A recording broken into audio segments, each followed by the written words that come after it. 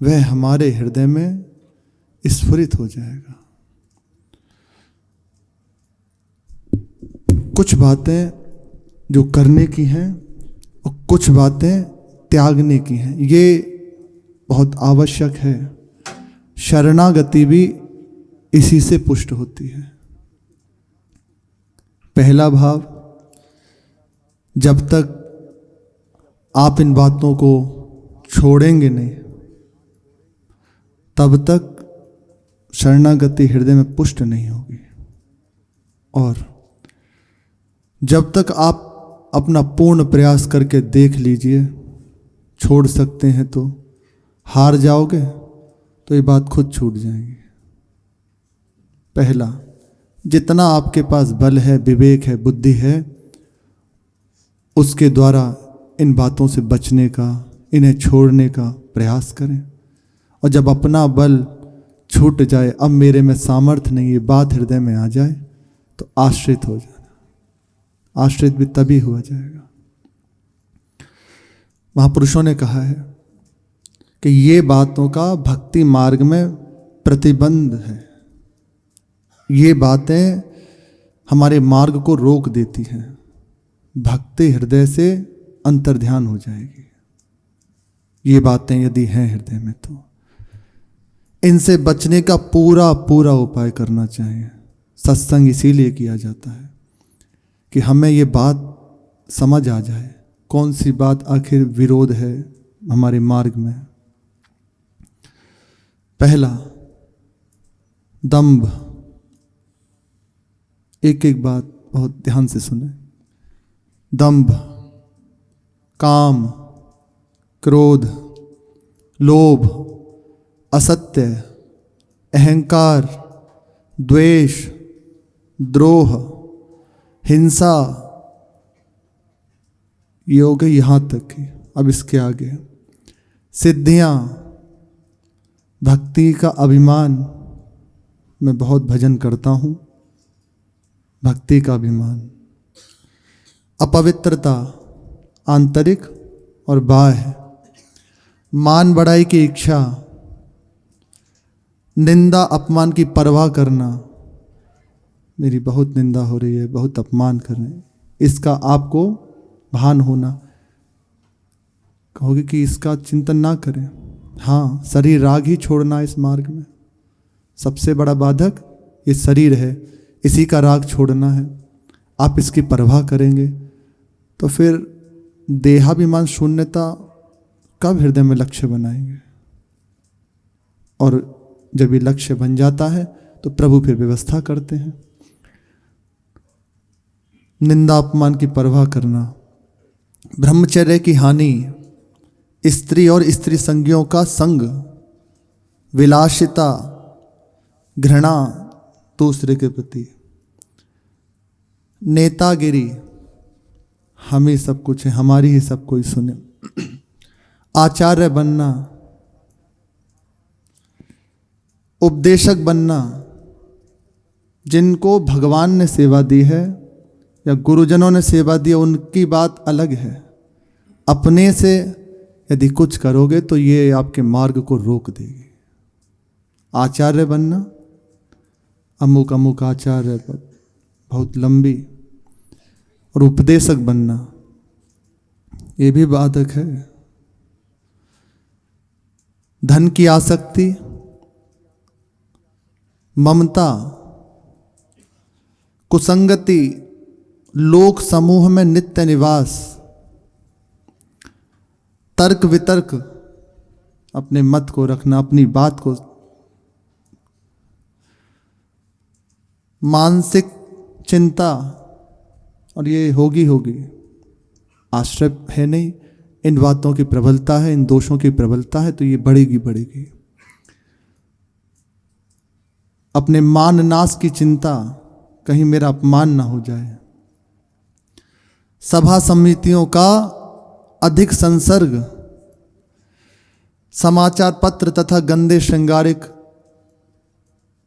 इन व्यर्थ के ग्रंथों को पढ़ना, स्त्री, धन, नास्तिक, वैरी का चरित्र याद करना, उनकी स्मृति करना, उन्हें पढ़ना, और जो आपके साथ घटा है उसकी स्मृति करके हृदय में जलना, ये सब बातें आपके भक्ति मार्ग को रोक देंगी।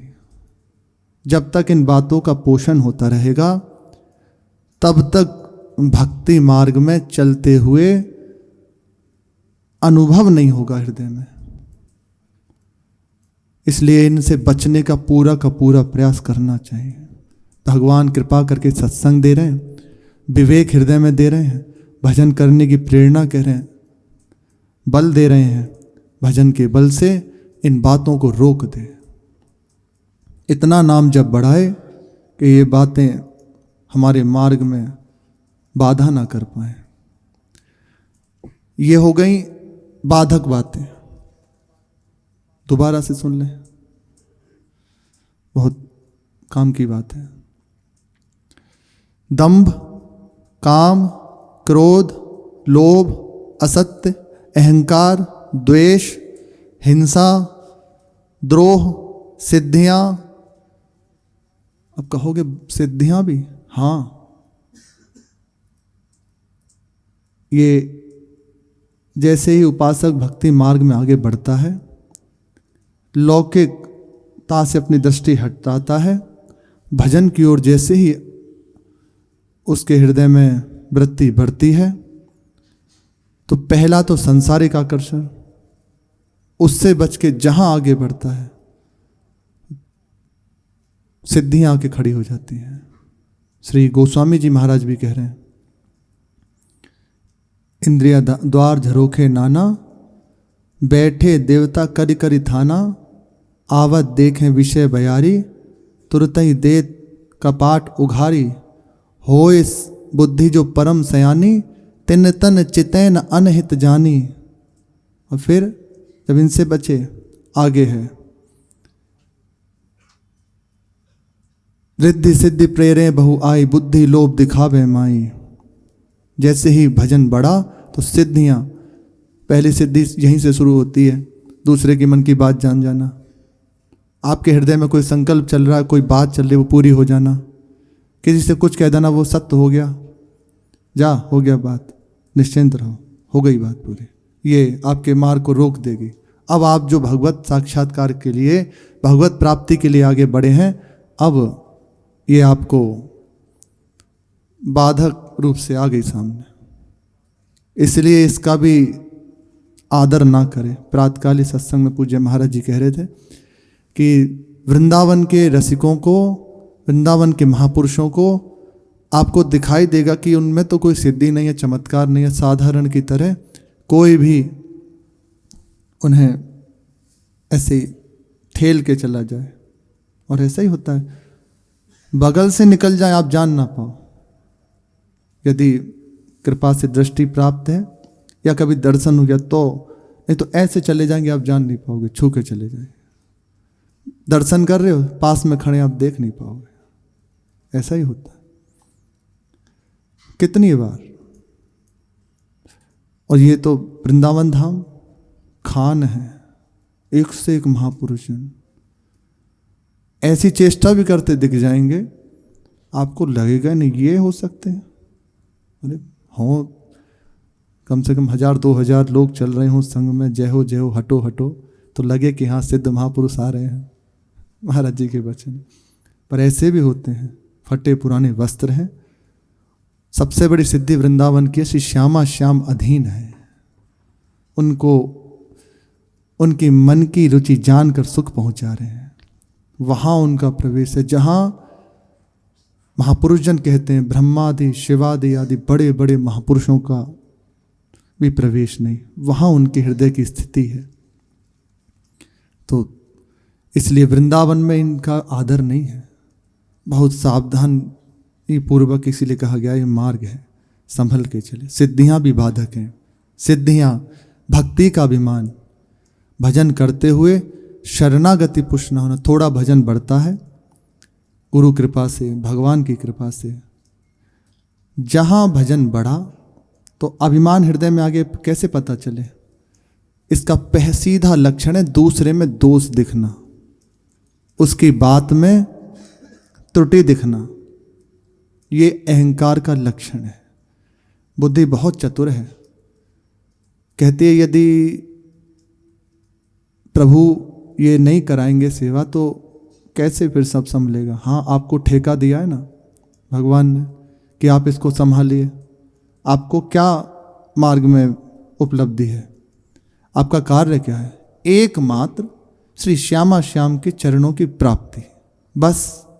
हाँ, यदि गुरुजन आपको सेवा दे रहे हैं तुम्हें ऐसे करना है, तुम्हें ऐसे संभालना है, फिर आपका वह भजन है और उसमें आपका द्रोह नहीं होगा, आपका द्वेष नहीं बनेगा, आपके हृदय में अहंकार नहीं आएगा, आप बढ़ते चले हुए। आपके हृदय की स्थिति होगी इसे निर्विकार करना, इसे दुलार करना, इसे प्रभु की ओर बढ़ाना।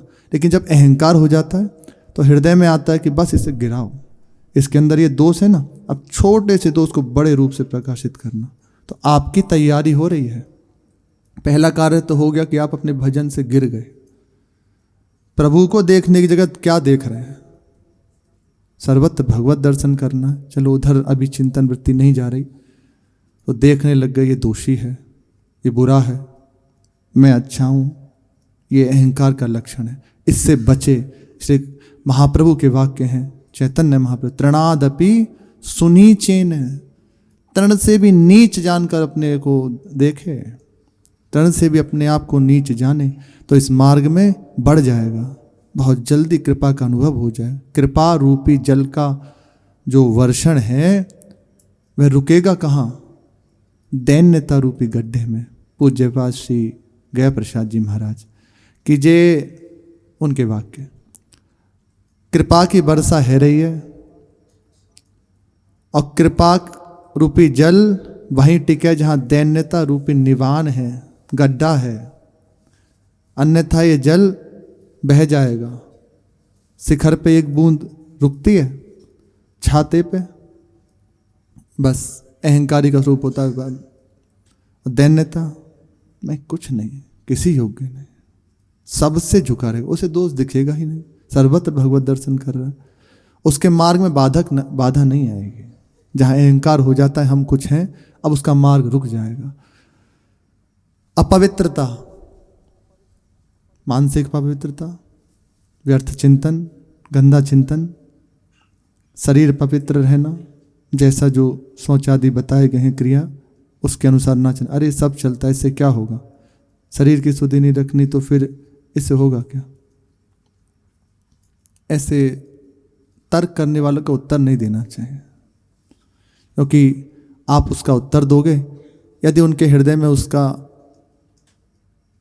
आदर नहीं है, श्रद्धा नहीं है, तो आपकी हानि हो सकती है। जानना जो नहीं चाहता यदि उसे बताया जाए तो आप अपनी हानि कर लेंगे। भगवान ने भी भगवत गीता कही या और भी बड़े बड़े महापुरुषों ने जितनी भी लीलाओं का गायन किया है, सिद्धांतों का वर्णन किया, उसमें बाद में कहा जो श्रद्धालु हो, सुनना चाहता हो, प्रभु से प्रीति करता हो, उसे ही ये उपदेश करें, अन्यथा हानि हो जाएगी।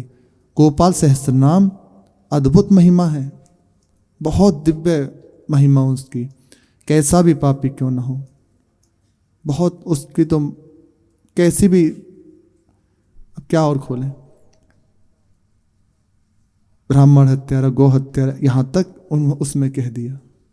और यदि गोपाल सहस्त्र नाम को पाठ कर ले बहुत श्रद्धा विश्वास पूर्वक, प्रीति पूर्वक, तो निश्चित निश्चित उसके समस्त पाप नष्ट हो जाएंगे, भगवान की ओर उसकी वृत्ति हो जाएगी, भगवान के चरणों में प्रीति हो जाएगी। ऐसा भगवान शिव के वाक्य हैं।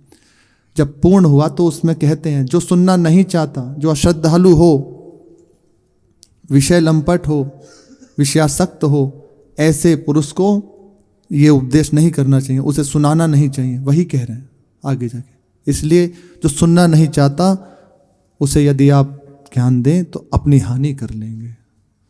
पवित्रता जो नहीं रखता ये भी बाधक है। मन माया खा लिया, कुछ है, पद्धति है, ये नहीं, ऐसे चलना, ऐसे नहीं चलना, अगर उसको छोड़कर आप मनमानी करेंगे तो अब तक बंधे हो, ये खुल नहीं पाओगे। कहीं भी रह लो, कहीं भी चले जाओ। मान बढ़ाई की इच्छा, निंदा अपमान की परवाह करना, दूसरों की निंदा करना, निंदा स्तुति सुनना, ये सब एक ही पंक्ति में है। ब्रह्मचर्य की हानि, संयमहीनता। बहुत सहज भी है इसको साधना, बहुत सहज। प्रातःकाल उठो, कई बार महाराज जी ने बताया, कई बार ऐसा भी कहा है कि यदि आप ऐसे नियम से चलें तो मन में वृत्ति ही आना बंद हो जाएगी। प्रातःकाल उठो, 2-2:30 बजे 3 बजे उठ के पानी पियो और शौच स्नान जाओ, पवित्र होकर रज लगाओ, नाम जप करते हुए, स्मरण करते हुए, फिर उसके बाद व्यायाम करो, कम से कम आधा घंटा 20 मिनट। जब व्यायाम हो जाए, शारीरिक थक जाए, फिर थोड़ी देर प्राणायाम, उसमें अनुलोम विलोम है, कपाल भाती है आदि, ये कुछ योगासन है ना, भुजंगासन, सर्वांगासन आदि ये आसन है, वह जान ले, जो जानता हो उनसे।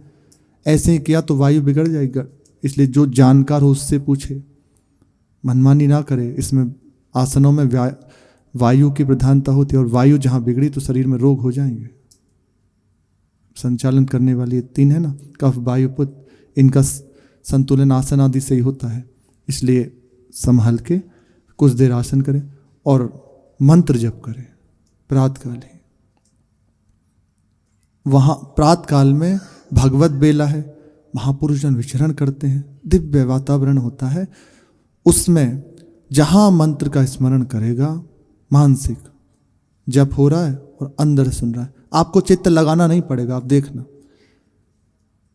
बिना प्रयास के आपका चित्त लगेगा, क्योंकि वह है। उसके बाद फिर अपनी जो दिनचर्या करे, ठाकुर सेवा है और जो अपनी है ही, दोपहर को 1 घंटे कम से कम आसन में बैठकर, शौच स्नान करके आसन में बैठ के मंत्र जप करें। संध्या में, ये अपने उपासकों के लिए, और संध्या में रात्रि अगर स्नान कर सकते हैं तो बहुत अच्छी बात है, करके और फिर 1 घंटा मंत्र जप करें।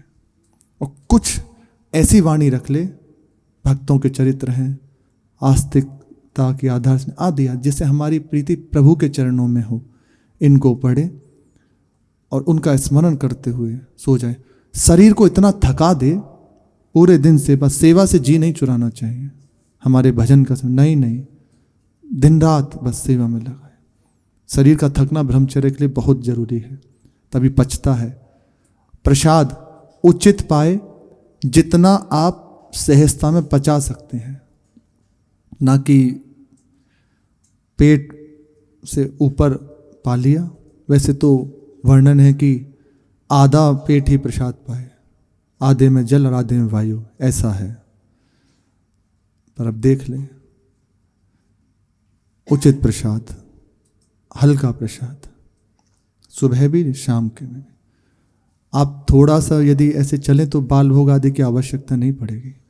नींद आती है ना, ज़्यादा कम हो जाएगी। जैसे होते हैं प्रश्न, बहुत नींद आती है, बहुत ही होता है, सब ठीक हो जाएगा। इस पे ध्यान दे लो। हमारी यदि दिनचर्या समझ जाए ना ये, तो बहुत जल्दी लाभ मिल जाएगा। अरे आप इस पे आओ, मानसिकता ठीक हो जाएगी, मन पवित्र होने लगेगा। व्यर्थ के विचार जो हर समय चलते रहते हैं ना, वे बंद हो जाएंगे। शांत मन, प्रसन्न रहने लगेगा। प्रसन्न मन का लक्षण है प्रभु की ओर बढ़ना, भजन में आपकी वृत्ति होने लगेगी। ब्रह्मचर्य की हानि, इसे संभालें। बहुत सहज भी है, सत्संग कृपा करके अपने को मिला हुआ ही है। स्त्री और स्त्री संगियों का संग करना, विलासिता, अपने आराम की परवाह, घृणा करना दूसरों को देखकर, अहंकार के लक्षण हैं सब। नेतागिरी, आचार्य बनना, उपदेशक बनना, उपदेश करना, और किसी को, जैसे हम या आप किसी बात को जानना चाहते हैं, वह केवल भगवत भाव से उसको सुख पहुंचेगा, इस बात से बता दिया तो बात एक अलग है। या प्रभु की चर्चा हो रही है तो प्रभु की प्रसन्नता के लिए, ना कि हम उपदेशक हैं और आप उसको ग्रहण करने वाले, फंस जाओगे, नहीं आगे बढ़ पाओगे। प्रभु की चर्चा स्वांत सुखा रघुनाथ तुलसी, अपने सुख के लिए। श्री सेवक जी महाराज भी कहते हैं, आप कृपा करो पोई सगुन माला रचो, नित्य सुकंठ सुपहिरो तास, जस बरनो हरिवंश विलास, श्री हरिवंश ही गायो। मेरे हृदय में आकांक्षा है कि बस आपकी लीलाओं का गायन करूं। किसके लिए? अपनी प्रसन्नता के लिए। अपने हृदय में हर्ष में धारण करके रात दिन आपकी लीलाओं का गायन करूं। अब जो सुन ले वो बात एक अलग है। प्रभु की चर्चा हो रही है, सौभाग्य से अवसर मिला है, जो उसका लाभ ले ले। हमें उपदेशक नहीं बनना। उपदेशक बनोगे तो किसको उपदेश कर रहे हैं? दूसरा हुआ ना। और यहां दूसरे को हटाना है। प्रभु के सिवा कोई नहीं, हम भी नहीं। इसलिए कह रहे हैं उपदेशक ना बने। धन की आसक्ति, ममता, कुसंगति, लोक समूह में नित्य निवास, हर समय लोक संग्रह, लोक में ज्यादा वृत्ति लगी रहना, तर्क वितर्क, मान नाश की चिंता, मानसिक चिंता, सभा समितियों का अधिक संसर्ग, समाचार पत्र तथा गंदे श्रृंगार के और व्यर्थ के ग्रंथों को पढ़ना, उनका मनन करना, स्त्री, धन, नास्तिक, वैरी का चरित्र याद करना, उनकी स्मृति करना, ये सब भक्ति मार्ग में बाधक है। इनसे बचे, नाम को बढ़ाए और हृदय में इनको बचने के लिए प्रभु से प्रार्थना करें, मुझे इनसे बचाएं। प्रभु के प्रेमी जनों का संग है तो हमारे हृदय में सामर्थ्य आ जाती है भक्तों के संग से, ताकि हम इन प्रतिबंध से बच सकें। जो मार्ग के प्रतिबंध हैं इनसे बच सकते हैं। श्री मीरा जी ने गोस्वामी जी महाराज को पत्र भेजा। पत्र पढ़ के गोस्वामी जी ने और वापस एक पत्र लिखा जिसमें कह रहे हैं,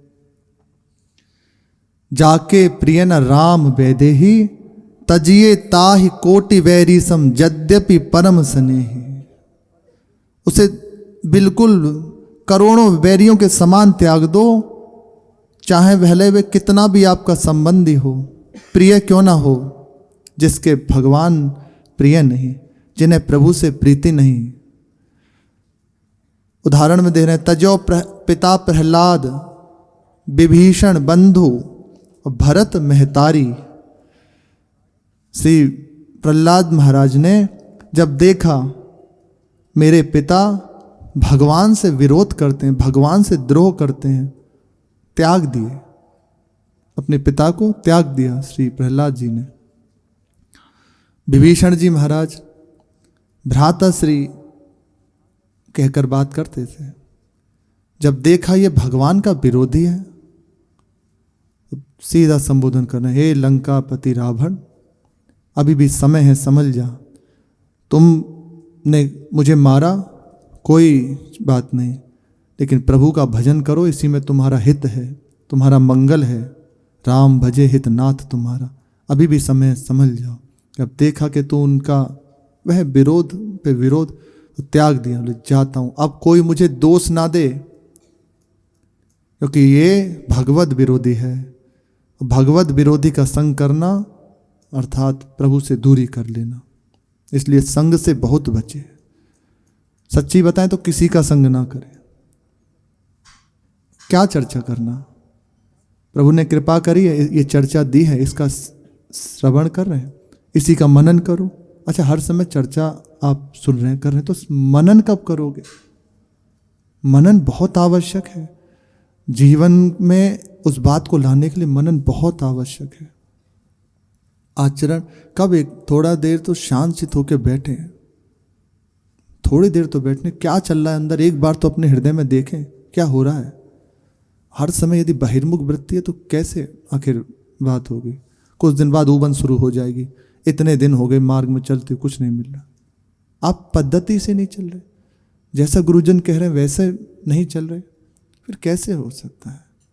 कल्याण आदि की बात नहीं कर रहे, पर जिस चीज के लिए हमारा हृदय विकल है, इन्हीं नैनन सब सुख देखो, अपनो जन्म सफल करे लेको, ये बात के लिए विकल है, ये प्राप्त करने के लिए हम आए हैं। मरने के बाद आते तो फिर तो मरने के बाद होगा तो हो ही जाता, लेकिन हम अभी इसी क्षण से प्रभु में अपने चित्त को जोड़ दें। जहाँ रहें, जैसे रहें, प्रभु जैसे रखे उनकी राजी है, पर हमारा प्रत्येक क्षण प्रभु में बीते, इसलिए हमें यह अवसर मिला है। इसलिए किसी का संग ना करें। कोई हो कह रहे अब मैं त्याग के जा रहा हूँ, श्री विभीषण जी ने कहा अब कोई मुझे दोष ना दे, और प्रभु की ओर बढ़ गए।